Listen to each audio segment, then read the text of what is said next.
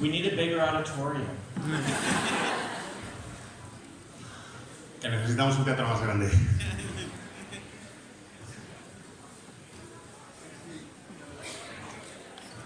Cuando quieras. Buenas tardes y muchas gracias por venir todos. Bueno, viendo el llenazo que está, creo que no hace falta presentar mucho al escritor que tengo a mi lado, a Brandon Sanderson, pero para los que aún no hayan entrado en su obra y tal, saber que es uno de los escritores más importantes de la fantasía actual, que ha escrito obras como Nacidos de la Bruma, Archivo de las Tormentas, Elantris, Alcatraz, etc. Tiene muchísimas obras. Y vale, voy a hacer un turno de preguntas hacia el final, unos 10, bueno, no sé, no cuántas me dará tiempo, intentaré que haya unas cuantas. Y por favor, no hagáis spoilers, que no todo el mundo se ha leído los libros, y intentad ser también concisos y tal, ¿vale?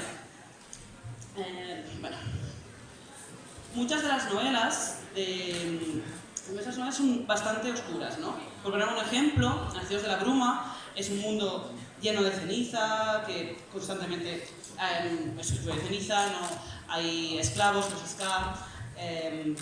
Porque también tenemos el Archivo de las Tormentas, en la que constantemente hay cataclismos, hay tormentas, hay también trata de esclavos, etc. Entonces, cuando tú lees esto, cuando un lector lee esto, siente como una desesperanza, como si no pudiera acabar bien, ¿no? Y entonces, cuando acaba realmente, siempre hay un clímax que hace que el lector se sienta satisfecho, aunque no sea al final feliz o exactamente perfecto, sí que sientes como una sensación de satisfacción. ¿Cómo logras hacer este tipo de finales? So they call it the Sanderson Avalanche. When I was breaking in, when I was first writing, that's what my friends coined it in the years before I got published. I like really explosive endings. I feel like, particularly if you've read a 1,000-page book, the ending needs to deserve those 1,000 pages. And I like very intricate plots. And my favorite films and my favorite books are the ones that can overlap multiple different types of ending at once. La verdad es que le llaman la avalancha a Sanderson, y eso es lo que me dice mucha de la gente que conozco. Cuando empecé a escribir, cuando me animé a publicar, yo ya era lector avezado y consumidor habitual de literatura de género, y me encantaba leer los libros de 1000 y pico páginas, pero siempre me gustaba que tuvieran un buen final, y eso es algo que me planteé desde el principio, cuando empecé a escribir, que quería que la historia funcionara bien y tuviera un buen final. What's really powerful for me is if you can, as a writer, overlap the characters learning something with the reader learning something, with the ending coming together with multiple plot threads intersecting. That's my favorite style thing. And how do you do it? Practice. My biggest worry is not that I'll have too powerful or too weak an ending. Some people might worry about that. I worry that I'm going to overlap so many things that you get lost. My early books, before I got published, this was a problem, that there would be so much going on that you couldn't focus on what I wanted you to focus on at the ending. So I try to balance it between staggering those avalanches and also making sure enough things come together at once that it's satisfying. Y además forma parte del proceso de escritura que yo tengo. A mí lo que me gusta es que el lector y el personaje vayan descubriendo distintos elementos de la trama al mismo tiempo, que el lector y que todas las líneas argumentales vayan confluyendo hasta crear un final que sea redondo y satisfactorio. ¿Que cómo se logra algo así? Pues con práctica únicamente. Uno de las grandes críticas que me hacían al principio era en mis primeros libros que quería meter demasiada información, que hacía que el final fuera demasiado confuso, que quería meter demasiadas cosas. Ese era uno de mis problemas, y aún ahora me cuesta un poco de trabajo encontrar el equilibrio. Quiero que el final sirva para centrarme exactamente en lo que quiero contar, que el final realmente cuente lo que yo busco, que haya un equilibrio, y el tratar de contener un poco ese efecto de avalancha. En tus primeras novelas se te ha criticado que algunos personajes femeninos eran poco planos. Por ejemplo, en el Antris, Sarén es un personaje muy prototípico, ¿no? Entonces, sin embargo, en tus últimas novelas podemos ver que hay más diversidad en los personajes femeninos. Yo que sé, por ejemplo, Esteris, de la segunda saga de Naciones de la Bruma, es un personaje con muchas capas, aparte muy interesante, a mí me encanta. O Spensa, que al principio del libro piensas que es un personaje muy prototípico, después ves que tiene muchísima más complejidad. Entonces, ¿cómo ha sido este proceso de evolución y cómo, como escritor, cómo lo has trabajado? I would say most of it comes about learning to be, learning to look at all people as having lots of layers to them. I don't think there are human beings who don't. We all wear a lot of different hats, and the face that we present outward isn't always the face that is even most important to us. And so learning about the listening, getting a lot of early readers, suggestions from them, and becoming a better writer all around. When I was a new writer, before I got published, one of the things that I found myself doing that I didn't realize I was doing until it was pointed out to me is that I was writing people so that they fit a role rather than writing people to have their own agency. And this was most noticeable in the characters most different from me. So the female characters or things like this. And the big transformation there that happened to me was realizing that everyone had their own passions, their own story. They all saw themselves as the protagonists of their story. No character doesn't see themselves as the main character. Maybe not the hero, but the main character at least. And making that transition over time, it's something I'm still learning, has been one of the big areas I've tried to grow as a writer.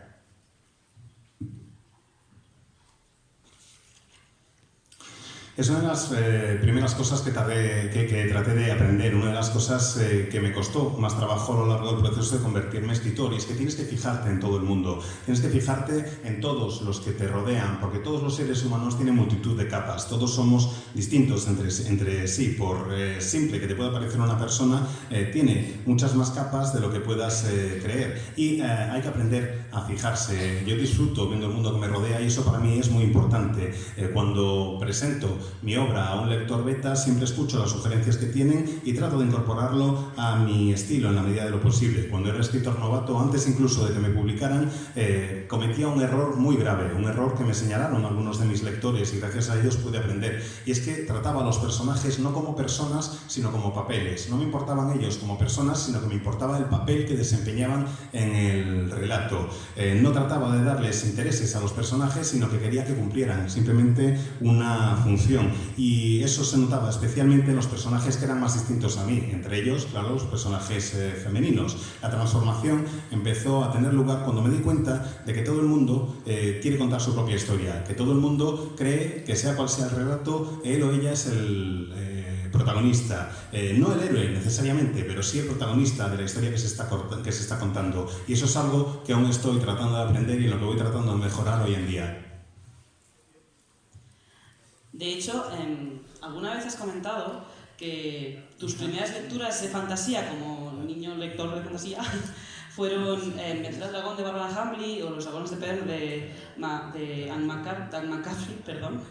Entonces, estos normalmente usan personajes femeninos como protagonistas. ¿Crees que ha habido una influencia a la hora de escribir estos personajes femeninos? I would hope so. I would think that Anne would feel very, very proud if she did. It is kind of funny that my introduction was Barbara Hamley, followed by Melanie Ron, followed by Anne McCaffrey, and this was kind of my gateway into fantasy. I often say that I think I saw my mom in those books. My mother graduated first in her class in accounting in a year where she was the only woman in most of her accounting classes back in the day.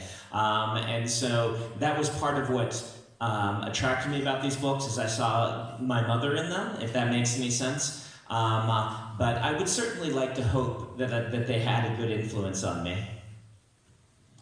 Pues espero que Anne se sintiera orgullosa si pudiera ver algo así en mi obra. Barbara Henry, Barry Ron y Anne McCaffrey fueron las tres que me introdujeron en el mundo de la fantasía, fueron mi entrada a la fantasía. Y creo que en parte la fantasía me gusta tanto porque veía en los libros que leía en cierta forma la figura de mi madre. Mi madre se licenció como primera de su clase, de su promoción, en una escuela de contabilidad, en una época en la que no era nada habitual que las mujeres fueran contables. Luego abandonó un poco su carrera. Me gustaba el ver la figura de ella reflejada en algunos de estos libros que a mí me interesaban. Vale, normalmente has comentado alguna vez que tu interés por la ciencia, tienes mucho interés por la ciencia. De hecho, estudiaste bioquímica en la universidad y muchas veces has descrito tus novelas de fantasía como fantasía científica, ¿no? Entonces, ¿cómo aplicas estos conocimientos y este interés por la ciencia en una novela que representa que no tiene que ser científica, es fantasía? So, I don't consider myself a true scientist. I went chemistry. I really loved the ideas. That's why I started as a chemist. But I found that the busy work of chemistry was really boring to me. And I've always heard that if you want to find joy in life, find a job where you love the busy work. The busy work of writing, I love. If I sit down and start to write, 8 hours can pass and I won't know where they've gone. And so that was a good sign to me that I should be a writer. But that scientific side of my mind, that urge to become a scientist, was still there. And I found as a reader, I really liked magic systems that had an internal logic. They don't have an external logic, right? We're breaking the laws of thermodynamics right and left. Can you translate laws of thermodynamics? Yeah, good. In my books, I always like to think about what I'm making Diego do. See, disestablishmentarianism. Sorry, that's the longest word in the English language. I'm just saying if you know how to say that one. Anti-disestablishmentarianism.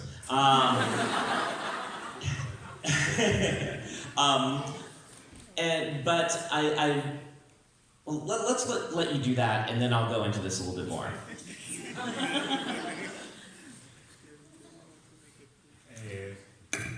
Lo cierto es que yo quería ser científico porque me llamaba la atención, pero no era una vocación tan fuerte cuando fui conociendo un poco más en qué consistía el trabajo del científico. La química me llamaba mucho la atención, sobre todo por las ideas que recogía, o por los conceptos químicos más bien. Lo que ya me molestaba bastante eran los detalles, el día a día del trabajo como químico, y me di cuenta que me iba a aburrir, que no era eso lo que yo quería hacer realmente, que lo iba a pasar mal si me convertía en químico. En cambio, como escritor, me gustaba mucho el trabajo y me sigue gustando. Me pueden pasar 8 horas en una sesión de escritura volando, ni me entero. El tiempo pasa volando y desde luego me lo paso de maravilla. Es algo que me sigue gustando hacer cada día, ponerme a escribir. Y hay una cosa que también intento hacer en tanto que lector. Hay una parte de mí, hay una cosa que me gusta hacer. Me gusta dar veracidad a los lectores que se acercan a mi obra. Hay, por otra parte, un capítulo de mi cerebro al que le sigue llamando la atención la ciencia, el que sigue queriendo que yo sea científico. Hoy en día, cuando me pongo a escribir, no pongo más que una serie de elementos, pero para de contar. Y la parte de mí que me dice, tío, sigue interesándote por la ciencia, es la que me impulsa a crear los sistemas de magia tan complejos que creo. Son sistemas internos, no externos. Me cargo todas las leyes de la termodinámica, como por ejemplo la que mencionaba él.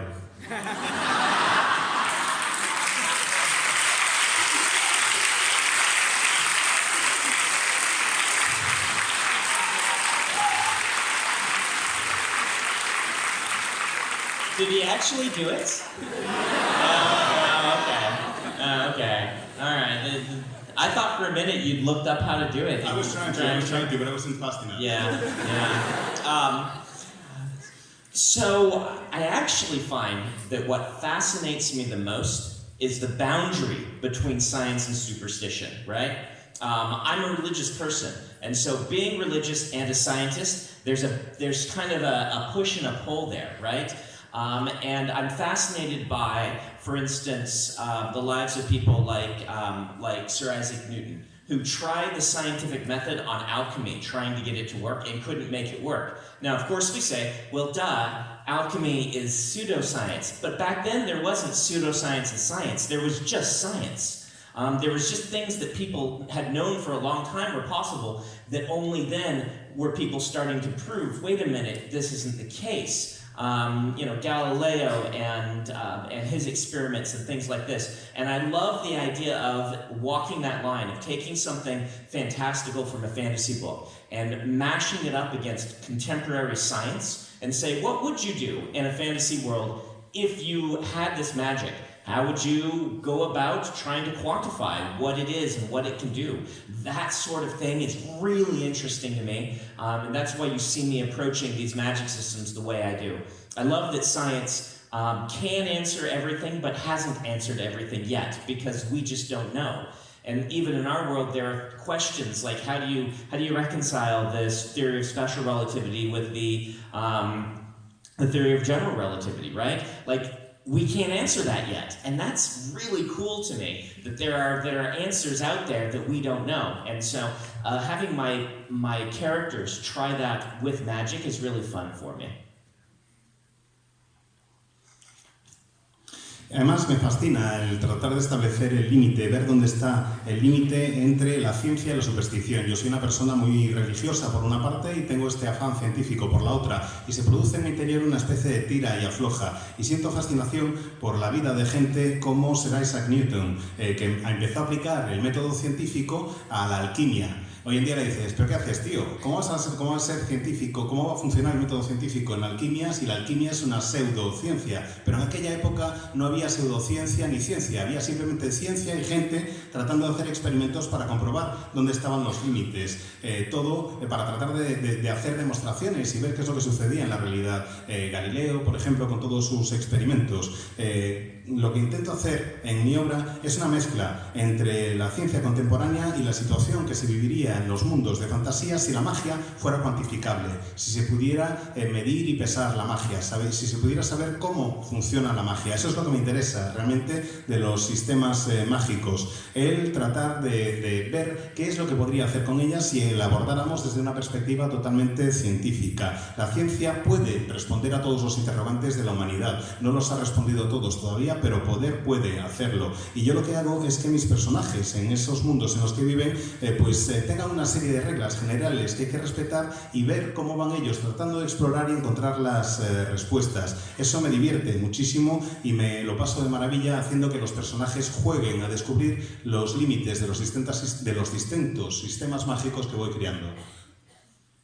Otra de las cosas que me interesa mucho de tus obras es que el humor está muy presente, ¿no?